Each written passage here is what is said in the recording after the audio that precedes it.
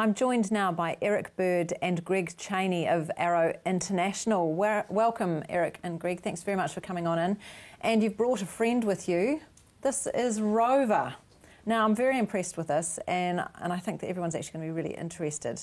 In layman's terms, Eric, can you tell me, what is Rover? Rover is just a robotic camera that we use to check underfloors. As simple as that? Pretty much, yep. What an incredibly handy tool to be able to have out there in the field at the moment. Yeah, absolutely. And it was something that we kind of identified early on, that we really need to be able to see underfloors. Sometimes they're quite difficult places for people to get to, and they're not particularly safe places for people to go. So having Rover just enables us to see a whole bunch of stuff under floors that we wouldn't otherwise be able to see very easily. Now, Greg, you get to operate Rover. Yes. Do you refer to Rover as Rover? It's not the Rover? No, it's Rover. He has quite a personality. Yep, is known out there in the field as Rover. A lot of the customers have already heard about it. So. Great, so they're phoning up and going, right, get me Rover, we need to have a good look under here. Yep.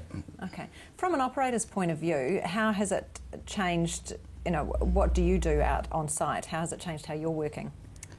Well, initially with the assessments we were carrying out on houses, we weren't able to go under the floors just due to the massive health and safety issues in doing so. So by that you're talking about possible collapse as well as liquefaction and space and all of those kinds of issues? Correct, so structural collapse, sewerage from broken pipes, liquefaction, moulds, a serious issue that we've come across. There's actually 8,000 different types of mould known to exist in Christchurch. Right, yeah. These can cause respiratory issues, so it's another main reason that we've brought this into use.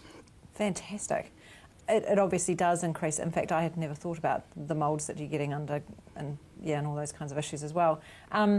Tell me, when you actually deploy Rover, what are some of the first things that you have to do on site?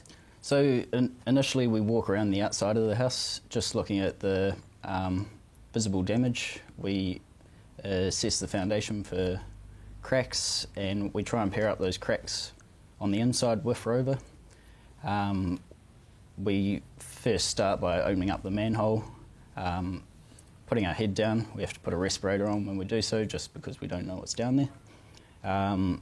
We have a look at what's there and then we put Rover down and use the screen to drive around. And can you do that on site, or do you have to wait? Do you have to take the footage and download it and come back? No, so we have a tablet on site, and the tablet gives us a live video feed. Doing live feeds. That's amazing. And we can choose at which point to take photos and videos. So we find all the interesting points by doing a scan under the floor first, and then go through and capture all the important information that should be passed on to the other parties. Right. How many Rovers do you have?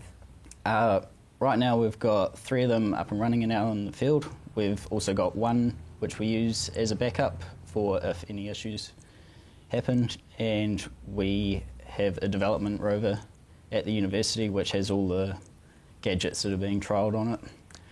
So the next evolution of Rover is being worked on. Yep. Tell me, Eric, with the idea of having Rover, I mean, it obviously was established pretty early on that you needed some kind of extra support under the floor. Yep. How long have you actually had him in the field working?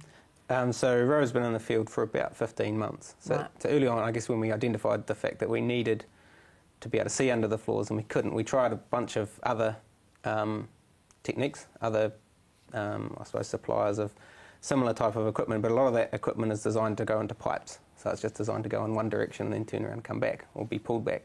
And what we needed was to be able to get around and just see everything, spot something interesting and go and have a look at it, kind of thing. So that's the development of Rover, really. And he's been working for just over a year, and we had a trial period before that. Okay, great. And then, of course, you're working on more developments as you need bigger four-wheel drive tyres on it. I don't know, all those extra bits and pieces. Yep. Who uses the information? Once you've collected this footage, where does it go to from there? Everyone who needs to know what the underside of the floor looks like. So often the homeowners are quite interested. So if they're on site, they can have a look at the tablet while we're driving around and see what the underfloor looks like. But the engineers are really interested in it. They're the guys who are responsible for coming up with the repair methodology, figuring out bits which bits we need to fix and how we're going to go about fixing them. Our designers, who are, I guess, responsible for documenting how we go about doing those repairs. Our builders want to know that kind of stuff. They have to do this work, and they want to know what hazards their guys are going to be subject to under the floor and what work they need to do. And then at the end, once we've done the work, the same people want to know that what we've seen, the damage we've seen, we've actually dealt with it appropriately. So the homeowners are quite interested in that side of it as well as, I guess, Arrow and Southern Response. We're using it to make sure we're properly documenting the damage, figuring out what needs to be fixed, and then checking to make sure it is done properly. Absolutely. Yep. Greg, this must be quite interesting work for you. Yes, it has been really interesting. It's been a great challenge. Initially I started with Arrow doing demolitions, and then I was offered the opportunity to come and work on this project. It's a bit like playing with remote toys all day, but for a really good purpose. Yeah, exactly. I mean, essentially it's just a remote control car. We've put a camera on it. We've got LED lighting, which gives us a lot of visibility. Fantastic. So these other innovations so when you're working with the university and going to and fro with the designers there, what kinds of things are you needing to tweak on it? What's the next version going to have? One of the biggest issues we found when we got this out in the field and we're using it was actually old grass beneath the subfloors. So a lot of these properties, they didn't do clearances of the ground and scrape the site. So Rover was actually getting entangled in the grass. So we had to work with the university to develop a lawnmower?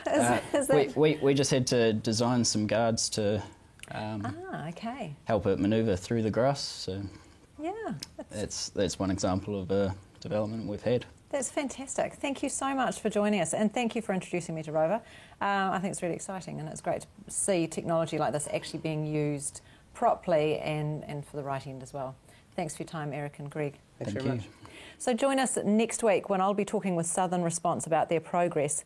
We'll find out about complex land issues, and we'll be learning more about foundations. If you want free and independent advice about your insurance claim, one good point of contact is the Residential Advisory Service, often called RAS. There's also Community Law or the Canterbury Insurance Assistance Service. So if you or someone you know needs support, social services or help with temporary accommodation, please contact the Canterbury Support Line or the Canterbury Earthquake Temporary Accommodation Service.